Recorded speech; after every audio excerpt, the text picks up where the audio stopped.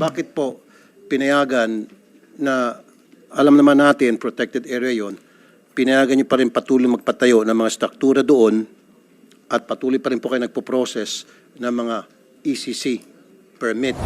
Yung pong masakit eh.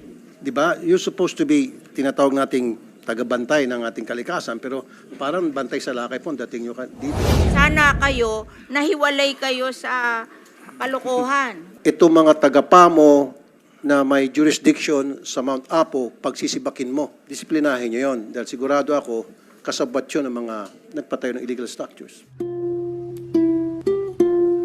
So they were also given clearance and then they were encouraged to then apply for ECC. Yeah, nabigyan kasi ng clearance ng PAMBI, pero alam naman po natin within the protected area yan, at alam naman natin na dapat wala sila doon, and yet we continue entertaining their application and saying that it's in process. So ibig sabihin, may balak tayong bigyan pa sila. So parami ng parami para makabuti po, nagsusuputan itong mga illegal structures doon po sa Mount Apo. At kapag kami po ay magtawag sa inyo, sa DNR, nagtuturoan po kayo. Yung pong masakit eh.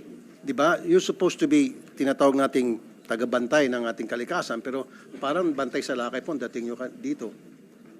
So what are your plans with pertaining to these structures na walang ECC? At itong mga structures na pinoprocess palang ECC? There are 53 latest update, Your 57, Honor. 57. 57. Sir, may ECC na po yung iba. Apo. Okay. So, 34 with PAMBI clearance and no ECC.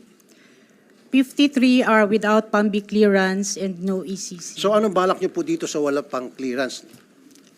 At We walang have, ECC at alam niyo po na bawal, dapat wala sila doon. So anong plano? Yes. Kasi we were told na bigyan daw ng 2 years. Sabi po ng DNR, bibigyan daw po ng 2 years palugit itong mga walang ECC to continue to operate. Ang binigay at ang rason para makabawi daw doon sa kanilang tinayo, sa kanilang investment. In the first place, ba't sila pinayagan na tumayo doon? Sana, hanggat hindi po sila nakakuha ng permit, ng ECC permit, hindi dapat sila pinapayagan magpatayo ng struktura doon. Kaya nga binanggit mo kanina, monitoring, wala kayong ginagawang proper monitoring.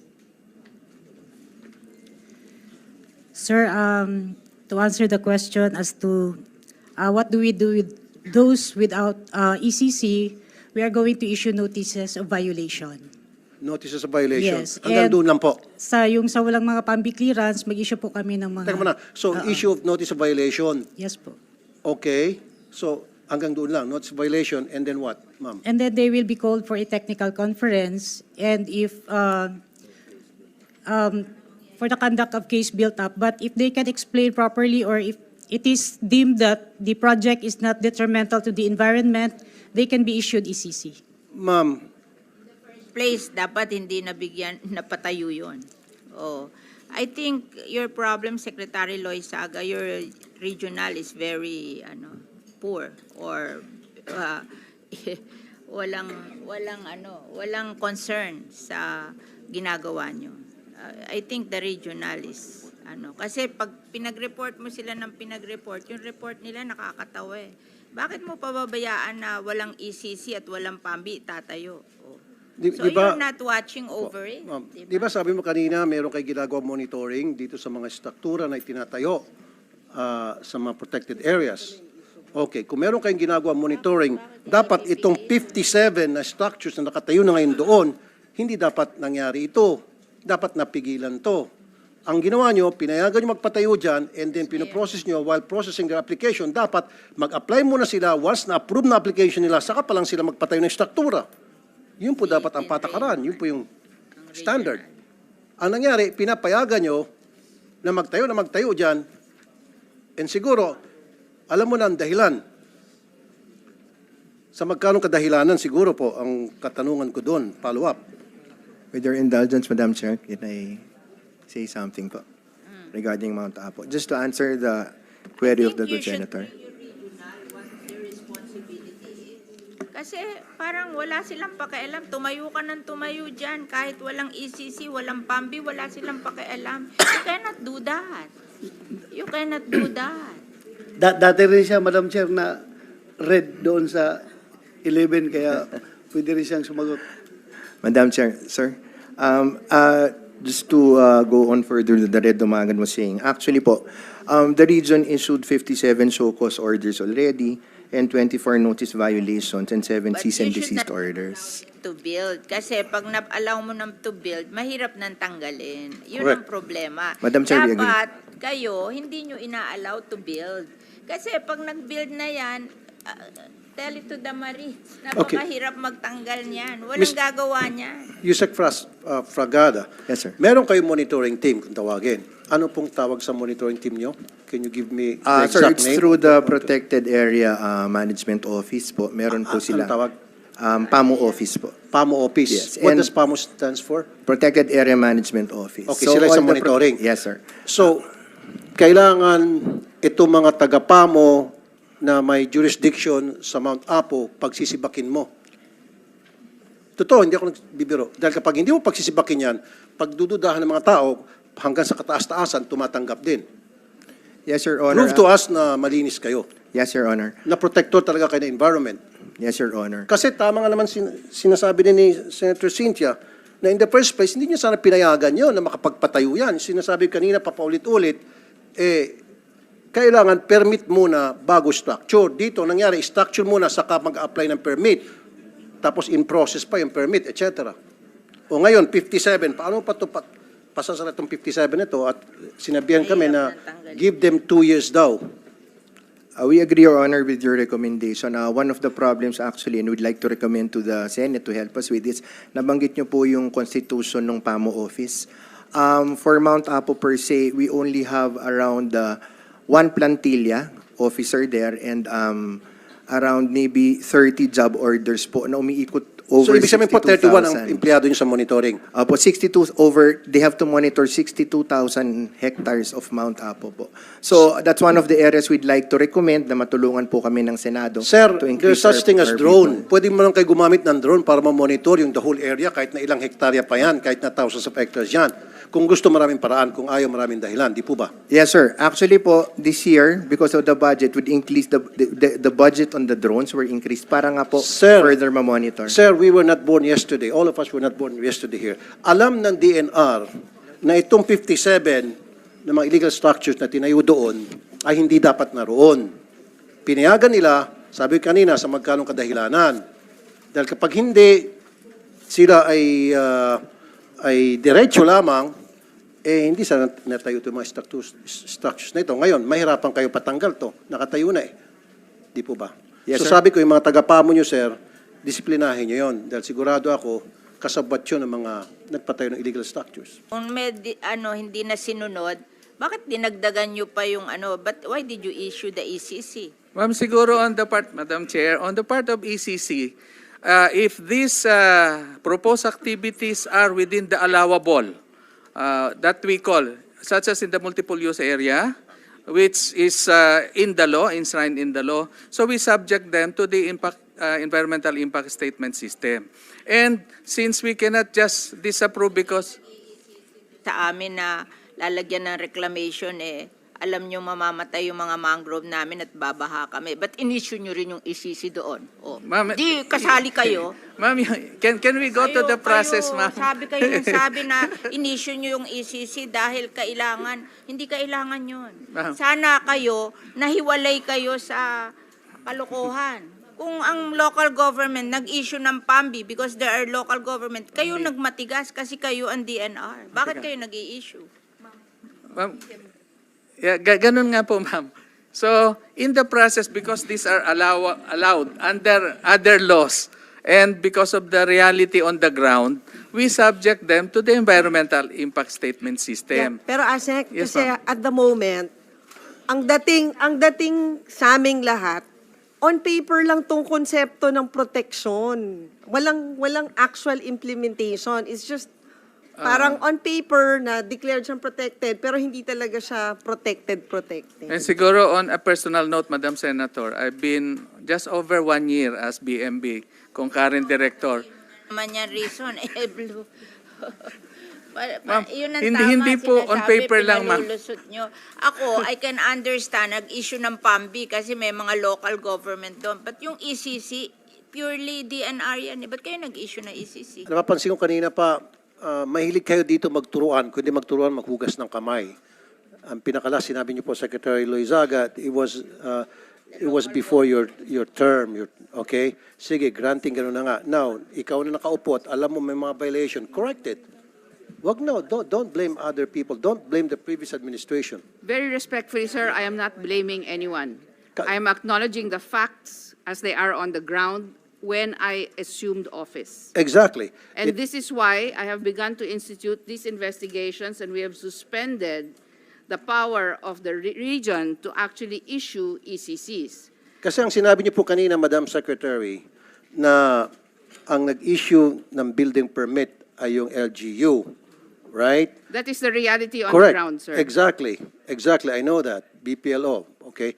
Kasama pa rin dyan, magbibigay ng permit kung kinakailangan. Now, kayo bilang taga-monitor ng environment sa DNR, you should have monitored that. Now, nakarating sa inyong kaalaman na bawal yan, you should have coordinated with the LGU and tell the LGU dahil may tinatawag din na sendo, bawal dyan kasi protected area yan. Dapat hindi nyo binigyan ng building permit yan in the first place. That's part of your monitoring. Thank you very much, sir. And all these investigations have surfaced, in fact, these facts. We are being very careful as far as establishing whose responsibility and authorities were put in line during the process of the construction of these particular structures.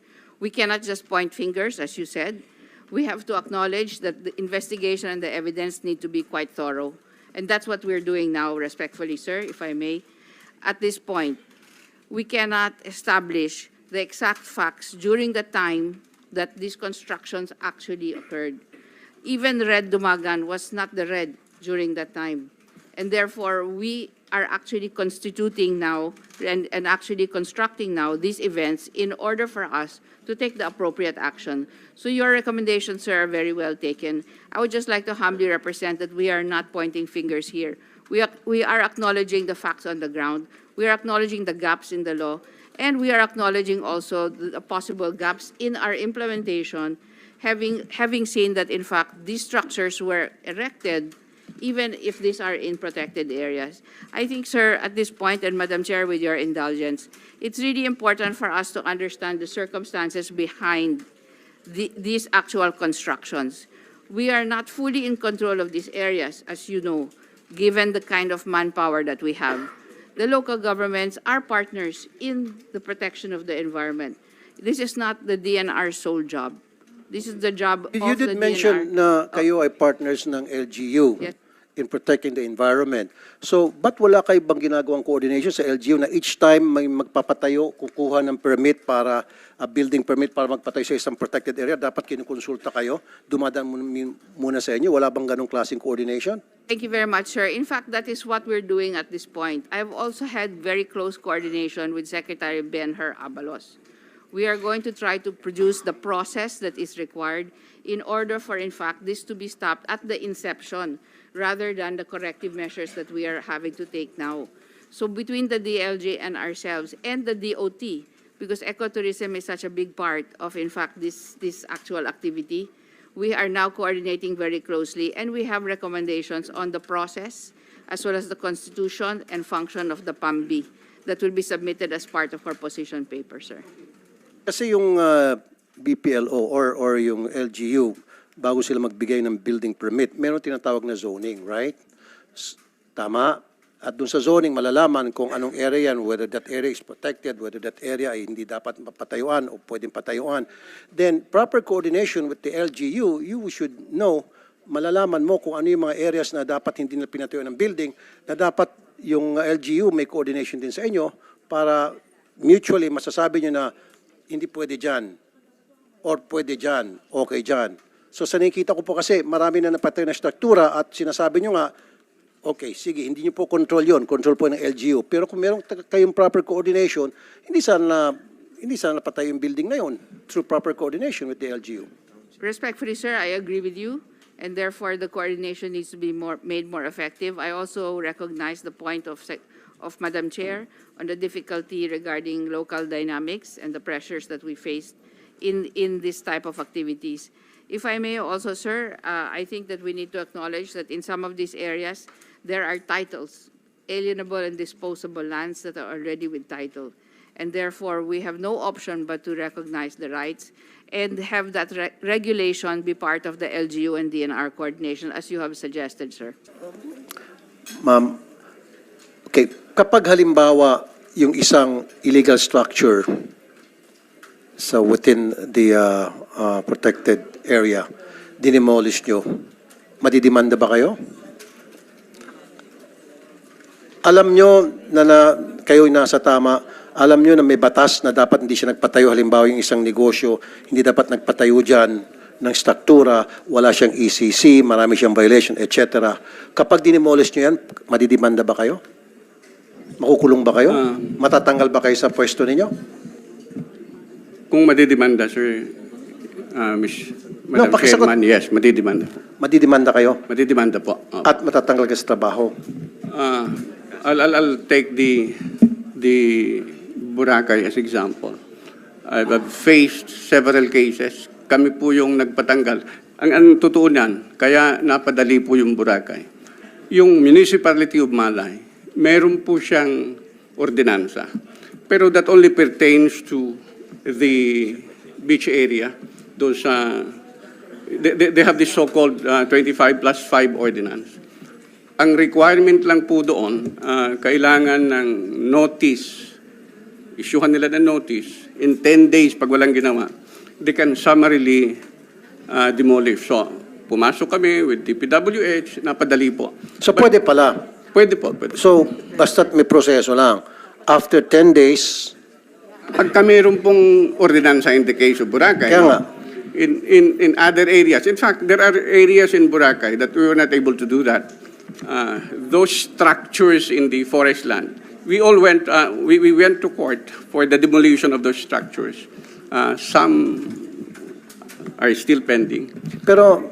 pero di ba parang masakit yon na alam nyo na illegal yung pagtayo ng struktura dyan, meron silang biniolet na batas natin dahil protected area yan, and yet all you can do right away or for the meantime is mumultahan ng 50,000 and then pupunta ka sa korte, which is mahaba yung proseso, tama? Sometimes it will take years bago mag-grant yung request nyo ng korte, tama?